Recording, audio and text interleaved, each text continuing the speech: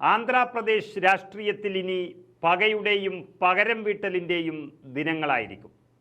ഭരണം മാറി വന്നതോടെ രാഷ്ട്രീയ പകയിൽ ഉരുകിമറിയുകയാണ് ആന്ധ്രാ രാഷ്ട്രീയം. അഴിമതി കുറ്റം ആരോപിച്ച് ജഗ്മോഹൻ റെഡ്ഡി സർക്കാർ ഉണ്ടായിരുന്നപ്പോൾ പിടിച്ച് ജയിലിൽ അടച്ച ചന്ദ്രബാബു നായിഡു ഇപ്പോഴിതാ ആന്ധ്ര മുഖ്യമന്ത്രിയായി വന്നതോടെ ആദ്യം ചെയ്യുന്ന കാര്യം പകവീട്ടലാണ്. ഇതിൻ്റെ ഭാഗമായി ആന്ധ്രാപ്രദേശ് മുൻ മുഖ്യമന്ത്രിയും YSR കോൺഗ്രസ് അധ്യക്ഷനുമായ ജഗൻമോഹൻ റെഡ്ഡിക്കെതിരെ വധശ്രമത്തിന് കേസെടുത്തു കഴിഞ്ഞു. TDP MLA രഘുറാം കൃഷ്ണരാജുവിൻ്റെ പരാതിയിലാണ് ഗുണ്ടൂർ പോലീസ് മുൻ മുഖ്യമന്ത്രിക്കെതിരെ കേസെടുത്തിരിക്കുന്നത്. ജഗന് പുറമെ 2 IPS ഉദ്യോഗസ്ഥർ ഉൾപ്പെടെ മറ്റ് 4 പേർക്കെതിരെയും കേസെടുത്തിട്ടുണ്ട്. ഇവരെല്ലാവരും ഭരണപക്ഷമായ നായിഡുവിൻ്റെ TDPയുടെ കണ്ണിലെ കരടുകളാണ്. അതൊരു തുടക്കം മാത്രമാണ്. ഒന്നുള്ളിലാക്കി കഴിഞ്ഞാൽ പിന്നീട് സംസ്ഥാന സർക്കാരിൻ്റെ വിജിലൻസും അഴിമതി വിരുദ്ധ സ്ക്വാഡും അങ്ങോട്ട് ഇറങ്ങും.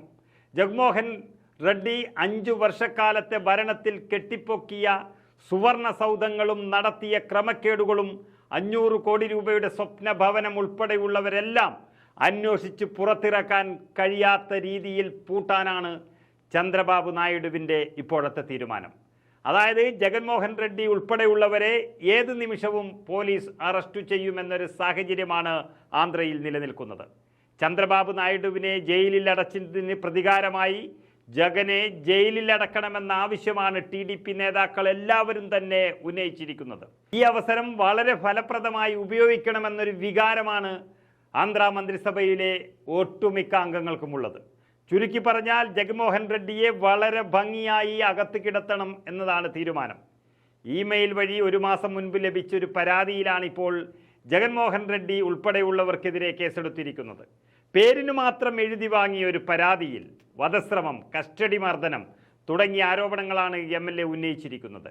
മുൻ മുഖ്യമന്ത്രിയും ഉന്നത ഉദ്യോഗസ്ഥരും ചേർന്ന് തനിക്കെതിരെ ക്രിമിനൽ ഗൂഢാലോചന നടത്തി എന്നാണ് പരാതിയിൽ പറയുന്നത്. 2021 മെയ് 14 നടന്ന സംഭവത്തിൽ ഇപ്പോൾ ഭരണം ലഭിച്ചതിനു ശേഷമാണ് വലിയ തയ്യാറെടുപ്പുകളോടെ നടപടികൾ ആരംഭിച്ചിരിക്കുന്നത്. അതേസമയം ജഗൻമോഹൻ റെഡ്ഡിയെ അറസ്റ്റ് ചെയ്താൽ അത് ആന്ധ്രയിൽ എന്ത് തരത്തിലുള്ള പ്രത്യാഘാതം ഉണ്ടാക്കുമെന്നത് പഠിക്കുകയാണിപ്പോൾ നായിഡു സർക്കാർ. YSR കോൺഗ്രസുകാർ ഇതിനോട് എങ്ങനെ പ്രതികരിക്കുമെന്നതും ആന്ധ്രയെ സംബന്ധിച്ച് വളരെ നിർണായകമാണ്. കാരണം നിയമസഭാ തെരഞ്ഞെടുപ്പിൽ ദയനീയമായി പരാജയപ്പെട്ട YSR കോൺഗ്രസിനും ജഗൻമോഹൻ റെഡ്ഡിക്കും ഒരു പുതുജീവൻ നൽകുന്ന ഏർപ്പാടായി ഈ അറസ്റ്റ് മാറുമെന്നൊരു സംശയം രാഷ്ട്രീയ നിരീക്ഷകരെല്ലാം പറഞ്ഞിട്ടുമുണ്ട്. എന്നാൽ ഇത്തരം വാദങ്ങളൊന്നും മുഖവിലക്കെടുക്കാതെ തൻ്റെ വാശി നടപ്പിലാക്കുകയാണ് ചന്ദ്രബാബു നായിഡു സർക്കാർ മുന്നോട്ട് പോകുന്നത്. മുറിവേറ്റ ചന്ദ്രബാബു നായിഡുവിൻ്റെ മുറിവുണക്കാൻ ജഗ്മോഹൻ റെഡ്ഡി അകത്തു പോകണമെന്ന് തന്നെയാണ് ഭരണപക്ഷ നേതാക്കളും അണികളും ഒറ്റക്കെട്ടായി പറഞ്ഞിരിക്കുന്നത്.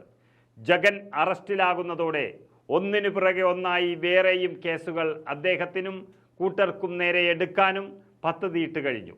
അതിൽ നരേന്ദ്രമോദി എന്ന പ്രധാനമന്ത്രി തീരുമാനമെടുക്കാൻ കഴിയാതെ ഇനി കഷ്ടപ്പെടാൻ പോവുകയാണ്.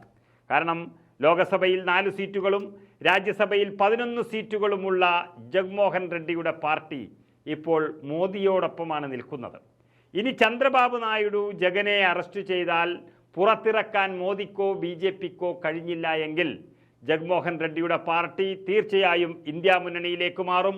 രാഹുൽ ഗാന്ധിയുടെയും കോൺഗ്രസിൻ്റെയും ഒപ്പം ഇന്ത്യ മുന്നണിയുടെയും സംരക്ഷണം അവർ തേടുക തന്നെ ചെയ്യും. ഏതായാലും 2 മുഖ്യമന്ത്രിമാർ തമ്മിലുള്ള പക ഇന്ത്യൻ രാഷ്ട്രീയത്തിൽ തന്നെ ചലനങ്ങൾ ഉണ്ടാക്കുമെന്നത് തീർച്ചയാണ്.